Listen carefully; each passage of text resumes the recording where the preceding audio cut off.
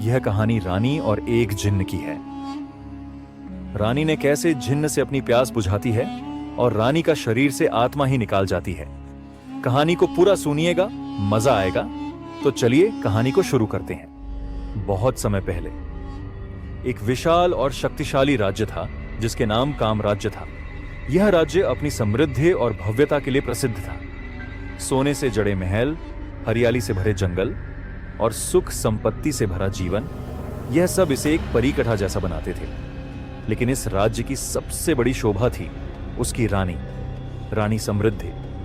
रानी समृद्धि ऐसी सुंदर थी कि उसकी सुंदरता की तुलना स्वर्ग की अप्सराओं से की जाती थी। उसकी चमकती आंखें, सुनहरे बाल और रेशमी त्वचा ने हर किसी का मन मोह लिया था। लेकिन रानी की असली ताकत उसकी बुद्धिमानी और राजनीति में गहरी समझ थी। वह सिर्फ सुंदर नहीं थी, वह अपने विचारों और योजनाओं से राज्य की शक्ति को बढ़ाने में राजा आदित्य की मदद करती थी। लेकिन रानी समृद्धि की जिंदगी उतनी खुशहाल नहीं थी जितनी वह बाहर से दिखती थी।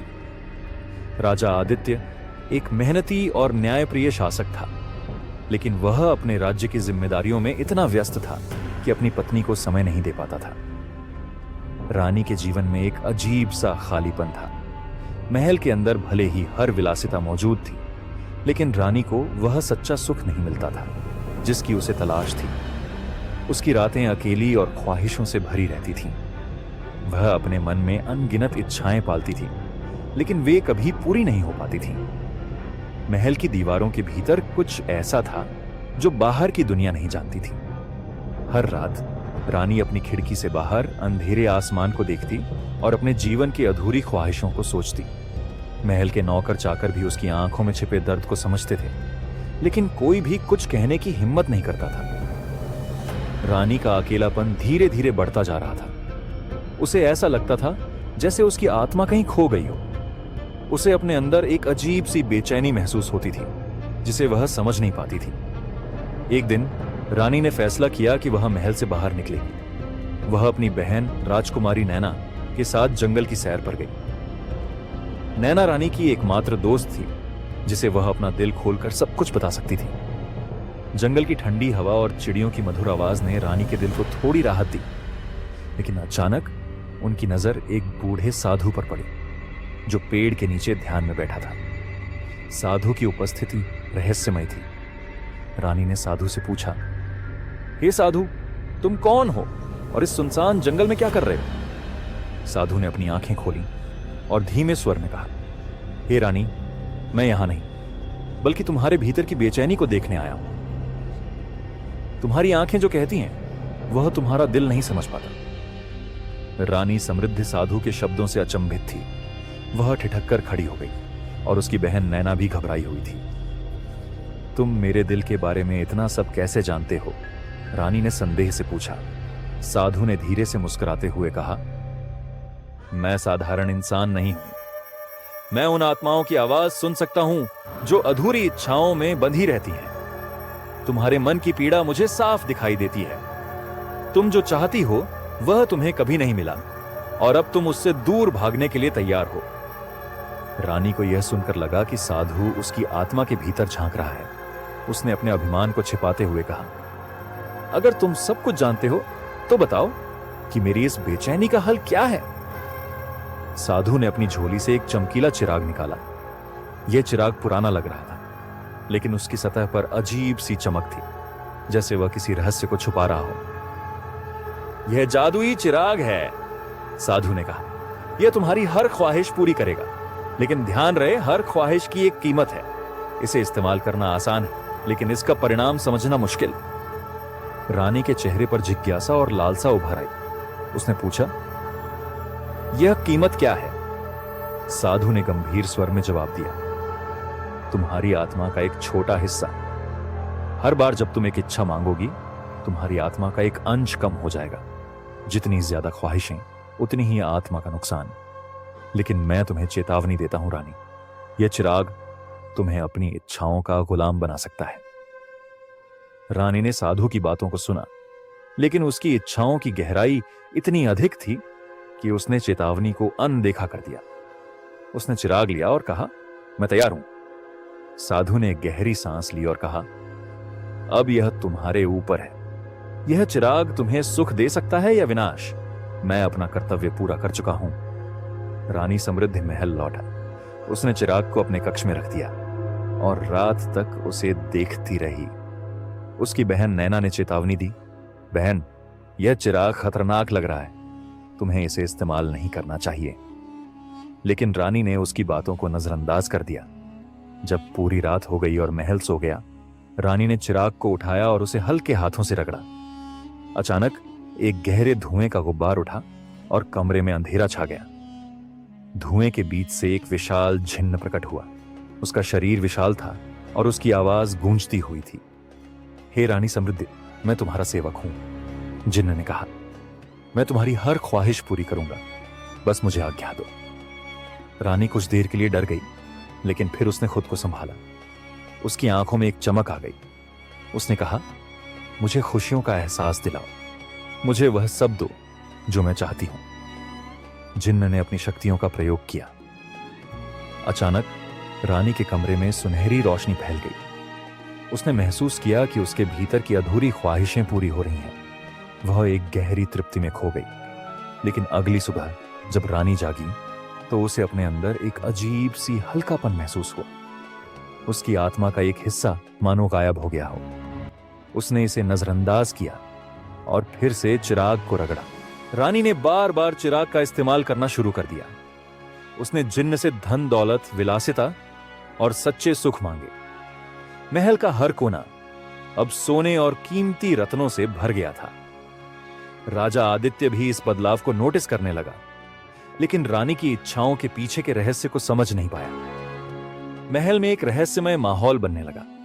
नौकर चाकरों को अजीब आवाजें सुनाई देती। रात को महल के गलियारों में परछाइयां चलती। रानी की इच्छाओं के कारण महल का वातावरण बदलने लगा था। हर ख्वाहिश के साथ रानी के अंदर का खालीपन बढ़ता गया। उसकी आत्मा धीरे धीरे खो रही थी। जिन्न हर बार चेतावनी देता, लेकिन रानी उसकी बातों को अनसुना कर देती। महल में अब सब कुछ बदल चुका था। हर कोने में ऐसी विलासिता थी जो किसी सपने से कम नहीं लगती थी। दीवारों पर सोने की नक्काशी, झूमर से गिरती हीरे की चमक और हर कमरे में असाधारण सुख साधन। महल अब एक जादुई दुनिया जैसा बन गया था। लेकिन इस चमक दमक के बीच डर भी फैलने लगा था। नौकर चाकरों ने कहना शुरू कर दिया था कि महल में अजीब घटनाएं हो रही हैं। रात के समय उन्हें ऐसा लगता जैसे कोई परछाई उनके पीछे चल रही हो। कभी कभी रानी के कमरे से किसी के रोने की आवाज सुनाई देती, लेकिन जब वे अंदर जाते तो रानी अकेली होती। राजा आदित्य ने भी रानी में बदलाव महसूस किया। उसकी आंखों की चमक गायब हो गई थी। वह ज्यादा समय अपने कमरे में बिताने लगी थी और बहुत कम लोगों से मिलती। एक रात रानी ने फिर से चिराग को रगड़ा। धुएं के बीच जिन्न प्रकट हुआ। मालकिन, जिन्न ने गंभीर स्वर में कहा, आपकी आत्मा का बड़ा हिस्सा पहले ही खत्म हो चुका है। हर इच्छा आपको अंदर से खाली कर रही है। मैं आपको चेतावनी दे चुका हूं, लेकिन आप रुकने का नाम नहीं लेती। रानी ने उसे घूरते हुए कहा, मुझे तुम्हारी चेतावनी की परवाह नहीं। मुझे मेरी इच्छाएं पूरी करनी है। मुझे खुशी चाहिए। इस बार रानी ने जिन्न से मांग की, मुझे वह खूबसूरती दो जो समय के साथ कभी न मिटे। मैं हमेशा जवान और सुंदर रहना चाहती हूं। जिन्न ने एक गहरी सांस ली और कहा, तुम्हारी ख्वाहिश पूरी होगी, लेकिन इसकी कीमत बहुत भारी होगी। जिन्न ने अपनी शक्तियों का इस्तेमाल किया। रानी की सुंदरता और बढ़ गई। वह अब और भी आकर्षक लगने लगी, लेकिन इस ख्वाहिश ने उसकी आत्मा का एक बड़ा हिस्सा छीन लिया। रानी को भी अपने अंदर एक बदलाव महसूस होने लगा। उसे लगता जैसे उसकी इच्छाओं के बावजूद वह अंदर से खाली होती जा रही है। वह जितना ज्यादा मांगती उतनी ही अधूरी महसूस करती। एक रात रानी को एक अजीब सपना आया। उसने देखा कि वह एक सुनसान रेगिस्तान में खड़ी है। चारों तरफ कोई नहीं था। अचानक एक परछाई उसके पास आई और कहा, तुमने अपनी आत्मा का सौदा किया है। अब तुम अकेली हो। तुम्हारी इच्छाएं तुम्हें खत्म कर देंगी। रानी घबरा कर उठ गई। उसे पसीना आ रहा था, लेकिन उसने इसे केवल एक सपना समझा।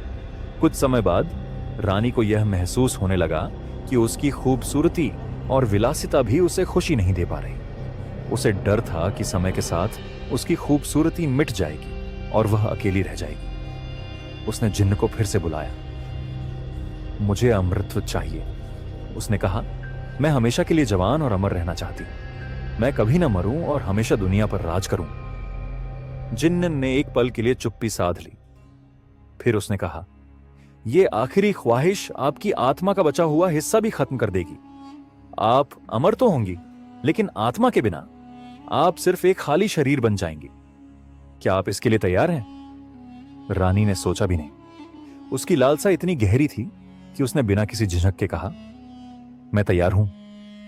जिन्न ने अपनी शक्तियों का इस्तेमाल किया। कमरे में एक गहरा अंधेरा छा गया। रानी को लगा जैसे उसके अंदर से कुछ निकल रहा है। जब अंधेरा छटा तो रानी को महसूस हुआ कि वह अब अमर है। उसकी खूबसूरती और शक्ति अब हमेशा के लिए थी। लेकिन जल्द ही रानी को एहसास हुआ कि जिन्न ने जो कहा था वह सच था। वह अमर तो हो गई थी, लेकिन उसकी आत्मा अब पूरी तरह खत्म हो चुकी थी। वह अंदर से पूरी तरह खाली थी। उसे अब किसी भी चीज में खुशी नहीं मिलती थी। महल अब पूरी तरह शापित लगने लगा। नौकर चाकरों ने महल छोड़ दिया। राजा आदित्य भी रानी के अजीब व्यवहार से परेशान होकर उससे दूर रहने लगा। रानी अकेली हो गई। वह अमर थी, लेकिन यह अमृतत्व अब एक श्राप बन गया था। हर रात वह महल के गलियारों में भटकती रहती, अपनी खोई हुई आत्मा की तलाश में। आज भी उस राज्य में रानी समृद्धि का महल खड़ा है। लोग कहते हैं कि रात के समय वहां रानी की आत्मा की आवाजें सुनाई देती हैं। वह हर आने वाले को चेतावनी देती है, इच्छाओं पर काबू रखना सीखो। अगर तुम अपनी लालसाओं को नियंत्रित नहीं करोगे तो वे तुम्हें खत्म कर देंगी, जैसे उन्होंने मुझे खत्म कर दिया।